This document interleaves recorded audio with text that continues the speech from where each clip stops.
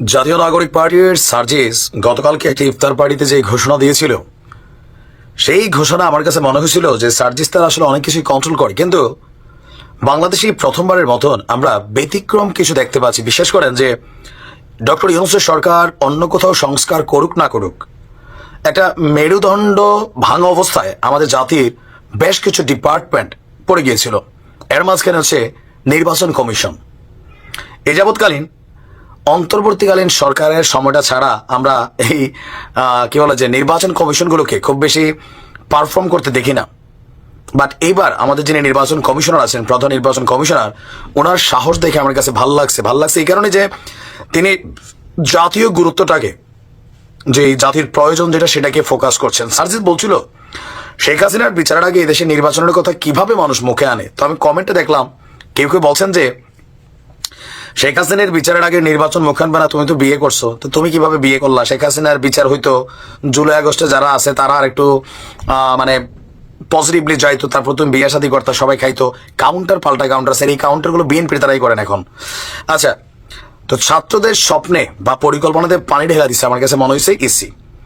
নির্বাচন কমিশন আগামী ডিসেম্বরের মধ্যেই জাতীয় নির্বাচন করার যে সময়সীমা, এটাকে অতিক্রম করতে চায় না বলে জানিয়েছেন প্রধান নির্বাচন commissioner M A Nasir Uddin. তিনি বলছেন যে এই সময়সীমা যাতে পার না হয় সেই জন্য ইসি ইলেকশন কমিশন সর্বাত্মক প্রস্তুতি নিচ্ছে। এই ক্ষেত্রে ডিসেম্বরে নির্বাচন করতে হলে অক্টোবরে নির্বাচনের তফসিল ঘোষণা করতে হবে। আর এই তথ্যগুলো তিনি কার কাছে বলছেন? গতকালকে রাজধানীর আগারগাঁওয়ে নির্বাচন কমিশন ভবনে British high commissioner Sarah Cook, তার সাথে একটা বৈঠক ছিল আমাদের এই প্রধান নির্বাচন কমিশনের। এরপর তিনি আপনার এই তথ্যগুলো গণমাধ্যমকে দিয়েছেন। বৈঠকে আলোচনার বিষয় ছিল জাতীয় নির্বাচনের প্রস্তুতি সম্পর্কে পশ্চিমা রাষ্ট্রগুলো জানতে চেয়েছে, পাশাপাশি গণতন্ত্রের পথে উত্তরণে মানে আমাদের যে সিচুয়েশন আছে সেখান থেকে ইসিকে সহায়তা করতে চায় পশ্চিমা রাষ্ট্রগুলো। পর্যবেক্ষক, ভোটার তালিকা, দল নিবন্ধন, কেনাকাটার বিষয়ে ব্রিটিশ হাই কমিশনারকে তথ্য দিয়েছে। তার বক্তব্য, তারা আমাদের নির্বাচনের প্রস্তুতি সম্পর্কে জানতে চেয়েছে। আর আমরা জানিয়েছি যে আমরা পর্যবেক্ষক নীতি পুনর্বিবেচনা করছি, নিয়োগ প্রক্রিয়া সম্পন্ন করবার যেহেতু একটা সময়সীমা আছে, খুব সম্ভবত ডিসেম্বর, সেটা মাথায় নিয়ে আমরা প্রস্তুতি নিচ্ছি। ডিসেম্বরে নির্বাচন, তাই অক্টোবরে তফসিল ঘোষণা করতে হবে। সময়সীমা যেন আমরা অতিক্রম না করি সেভাবেই প্রস্তুতি নেওয়া হচ্ছে। আর তার বক্তব্য যে প্রবাসীরা আমরা যারা আছি আগামী জাতীয় নির্বাচনে প্রক্সি ভোট দেওয়ার সুযোগ পাচ্ছেন প্রবাসী বাংলাদেশিরা। এতে জাতীয় নির্বাচনের সময় যারা প্রবাসে থাকবেন তাদের পক্ষ থেকে অন্য কেউ ভোটাধিকার প্রয়োগ করতে পারবেন।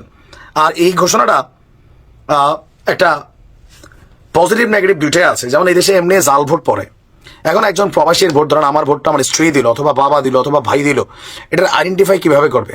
এটা কিন্তু একটা হিউজ জটিল প্রক্রিয়া। তবে প্রক্রিয়াটা বেটার, আমার মনে হয় যেটা আরো সহজতর করা যেতে পারে, যেন আমরা প্রবাস থেকে কোনো অ্যাপসের মাধ্যমে সরাসরি আমার ভোটটা আমি দিতে পারি। দেন ভোটের মাঝে একটা আরো বড় ধরনের জমজমাট লড়াই হবে। বাট প্রক্সি ভোটটা কোথাও না কোথাও একটা ইন্টারফেয়ার করবে।